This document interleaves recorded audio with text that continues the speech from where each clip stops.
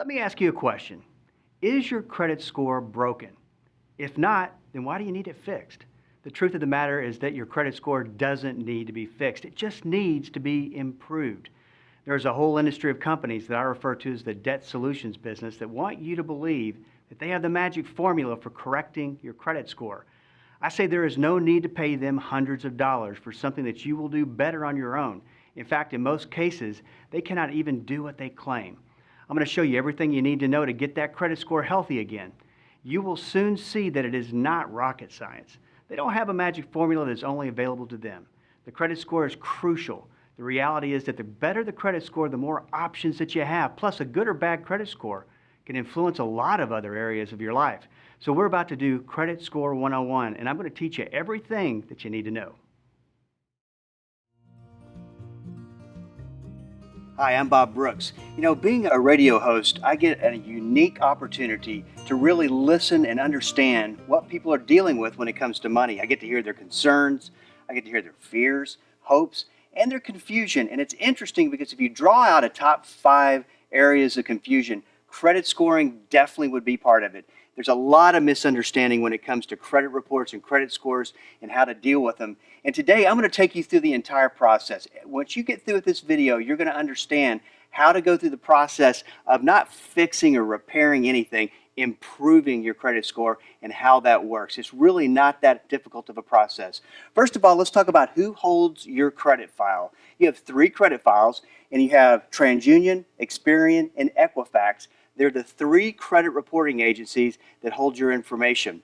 And if you look at how the FICO score, I know you've heard of that and how that is put together, that was developed in 1989 by a company called Fair Isaac Corporation, and they developed the FICO score, and that's what the credit reporting agencies had to go to FICO to get this scoring because they had a monopoly on it. Now, here's how that would work. The credit reporting agencies, obviously they hold the information on each consumer. Now, if they want to get a credit score, they have to go to FICO. They have to pay FICO for the credit score every single time.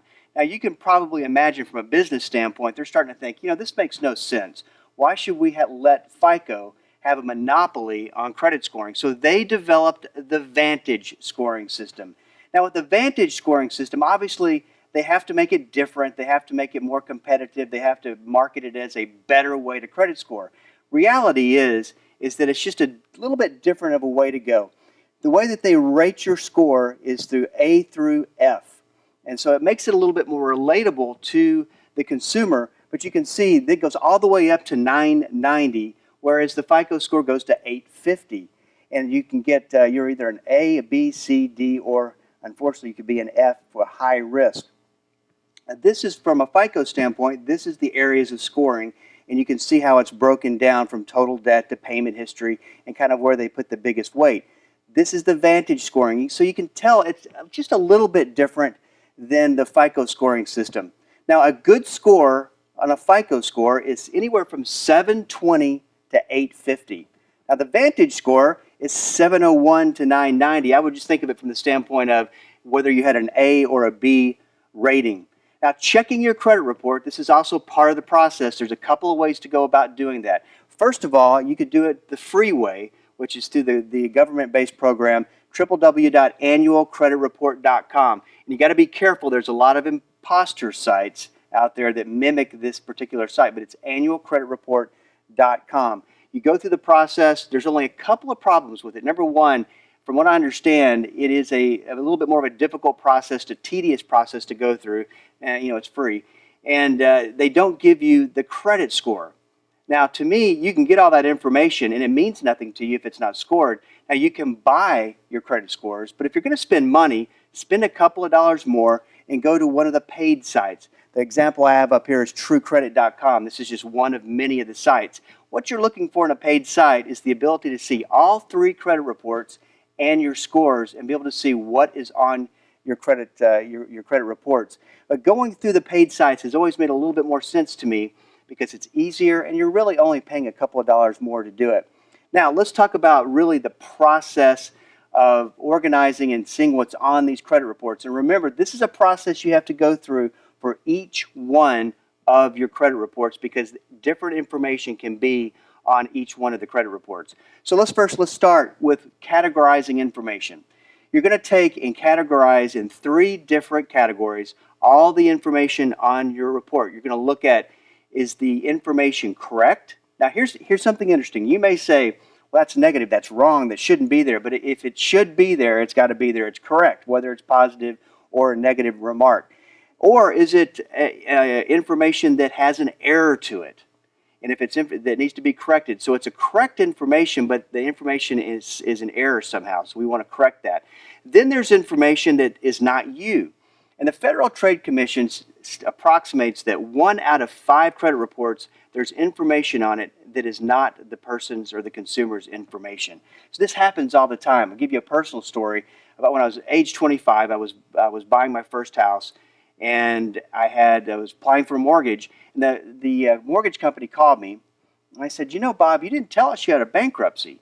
And I said, well, I didn't tell you I didn't have a bankruptcy because I don't have a bankruptcy. So, oh, no, there's a bankruptcy on your credit report. And it was the same name of a person in a different state. You know, fortunately, I caught it. But had I done my due diligence, had I gone through my credit reports and made sure everything was accurate, that would have been avoided. So you're going through and you're categorizing the information. Now, it's the negative information that we're most concerned about, that we want to get off of the credit report. That's information like missed payments, debt collections, tax liens, just you name it. The negative information we want to get off of the credit report because it's dragging down your credit score. So this is a very important time period to understand. And I think that as we go through the process, you'll see this is not difficult. You're going to look for this time period at 7.5 years past the first missed payment. Now, there's a point where a debt goes bad or a debt gets in trouble, and that is typically the first missed payment that starts the series of unfortunate events.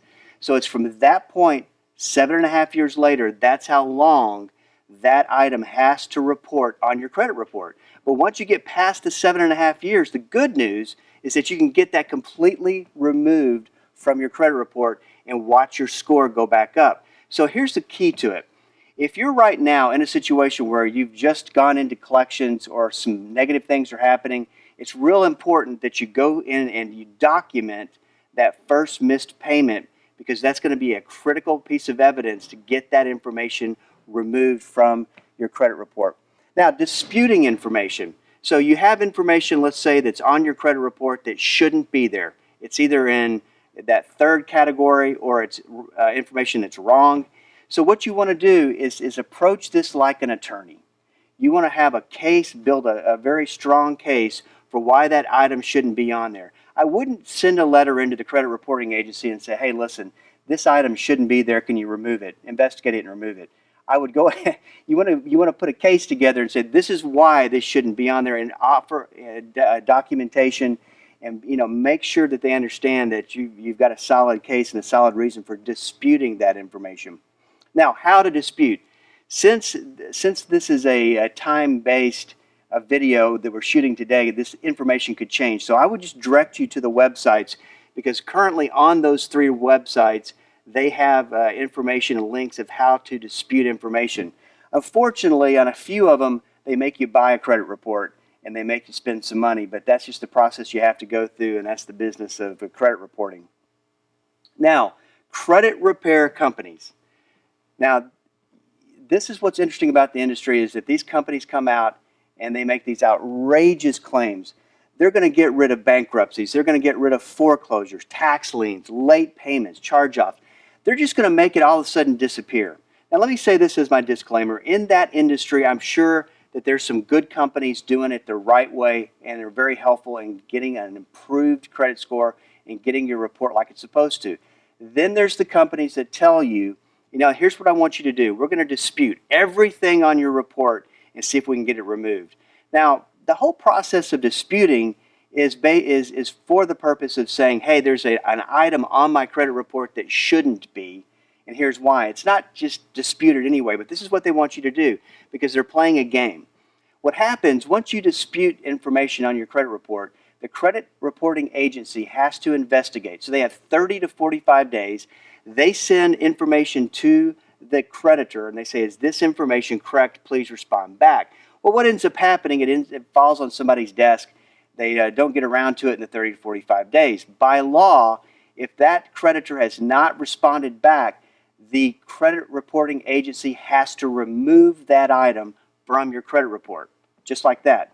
But here's the thing, is that sooner or later, that catches back up with you. Sooner or later, that creditor comes back to the credit reporting agency and says, hey, listen, that should be on that report. And so what ends up happening, initially, that item is suppressed, not removed, it's suppressed. So it's kind of put off to the side, waiting on that response. But when that response comes back, it comes back on your report. Here's the reality of it. There is no, I feel pretty confident I can say this. There is no company that can go in and just say, oh, you got a bankruptcy on there? Well, yeah, we'll just get rid of that. You have a judgment on there? We'll just get rid of that. It's not accurate, and it's not an accurate claim. So just know that these have to, I always call it credit report prison. The negative item has to stay on there for it has to serve its time for 7.5 years. But once again, once that's over with, and that's most items, some items like judgments are 10 years, but once that is over with, that can be removed and you can start getting a healthy credit report once again. So let's talk about tips to improve your score.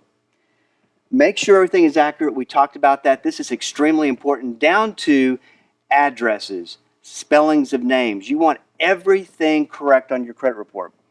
Positive activity. I often get the question, Bob, how do I improve my credit report? Well, it comes down to positive credit activity. And positive credit activity is charging on a credit card and paying it off. Charging on a credit card, paying it off, over and over, being repetitive. The more that you do that, and then over time, as some of these negative items drop off, you'll start to see your score go up. And then there's just time. I'll have people call me and they'll say, I want to buy a house in a couple of months, so what do I need to do to get these items off? And I'll tell them, it just takes time. You can't rush the process because those items have to remain on the credit report for a specified time period. And then watch those balances. This is a real critical part of credit scoring, and this weighs heavy on your credit score. It's called credit utilization ratio. What they're looking at the total amount of credit limits you have available to you. Okay, so let's say you have $10,000 of credit limit, and then they're looking at how much are you utilizing of that credit limit. So let's say that you're utilizing $2,000 of the 10,000. So that's a 20% credit utilization ratio. If it's below 30, which 20% obviously is, that's good. That's healthy for your credit score. But let's say that you're utilizing $5,000, maybe $6,000 worth of credit. That's 50 to 60% credit utilization. That is way too high, over the 30, and that's going to bring it down, your credit score down. Another common question is, well, should I close this account once I pay it off? I know it's kind of one of those things. I'm done with that debt. I want to get rid of that card. I want to get rid of that credit limit. I want to pay it off, be done with it. That's a natural feeling. However, it's not a good idea to close the credit card account because that's going to affect your credit utilization ratio. The fact that you have, let's say, $10,000 on a credit limit and you're not utilizing any of it, that a zero utilization, that is great for your credit score, and you want to keep it open at all times. Available credit. This is also good. If you get the opportunity to add credit and not use it, that once again helps the credit utilization ratio. Inquiries. You have to know that every time somebody inquires on your credit report, and there's two different types, we'll get to that in just a second, that's about a 2-point deduction every time that happens. And also, if you see if a creditor is trying to approve you for something and they see a lot of inquiries, that's a little bit of a red flag. Now, there are two types of inquiries. There's a soft inquiry and a hard inquiry. A soft inquiry might be for a job interview. So it's really not about taking credit out. It's just to find out what kind of a credit risk you are. A hard inquiry is going to be all about getting credit. So one counts against you, one doesn't. The soft one doesn't. We talked about this, keep accounts open. And then secured credit cards. This is a great tool if, let's say, you can't get credit, your credit score is non-existent or it's bad, and you want to start rebuilding it.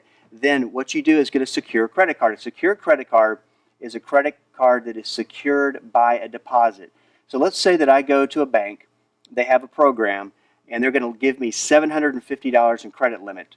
So with that $750, though, I have to give them a deposit of $500. Now, that has reduced the risk, so they're really only out $250 if you default on that debt. So what happens, you take that card, and by the way, the downside to those cards, they are expensive, the fees are high. But if you take that card and use it to have positive credit activity month in, month out, you know the formula, that will help to start building up credit. The other thing it will do is that once you show that bank that you're not a credit risk, then they will raise that credit limit without asking you for more money and giving you the ability to charge more and pay off more. So what's the bottom line? You know, I know it's confusing when you hear about FICO scores, VANTAGE scoring, and then there's different versions of the VANTAGE score. But the bottom line is this. Don't let all that create confusion, because it really comes down to the bottom line of keeping balances low, paying on time, utilizing credit in a healthy way, and not running up debt. The same things apply, the same tips apply for both. So if you're doing those things and you have the right things on your credit reports, then you're going to have good credit scores. The reality of it is we've got to have good, healthy credit scores because we are in a finance-based economy, and the credit score comes up quite a bit. But the good news is that this is something you can do yourself. You don't have to have anybody do it for you. And just remember, it just takes time.